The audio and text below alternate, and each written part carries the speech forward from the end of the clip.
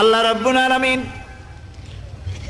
কোরআনে কারীমের ভিতরে নবীজির নাম একটি বারের জন্য নাম ধরে তাকে ডাকেন নাই, বরং তিনি বলেছেন তোমরা পরস্পরকে যেভাবে নাম ধরে ডাকাডাকি করো আমার নবীকে সেভাবে নাম ধরে ডাকবে না। আল্লাহ নিষেধ করেছেন আমার নবীর নাম ধরে ডাকবে না। সুবহানাল্লাহি বিহামদিহি। এই পৃথিবীতে যত নবী আসছেন সমস্ত নবীরা হলেন এলাকা ভিত্তিক নবী, অঞ্চল ভিত্তিক নবী। এক এক এলাকার, নূহ আলাইহিস সালাম এক এলাকার, মুসা আলাইহিস সালাম আলাক এলাকার, দাউদ আলাইহিস সালাম আরাক এলাকার, এরকম এলাকা ভাগ করা। কিন্তু মুহাম্মদ সাল্লাল্লাহু আলাইহি ওয়াসাল্লামকে আল্লাহ রাব্বুল আলামিন কোন এলাকার জন্য নবী বানান নাই।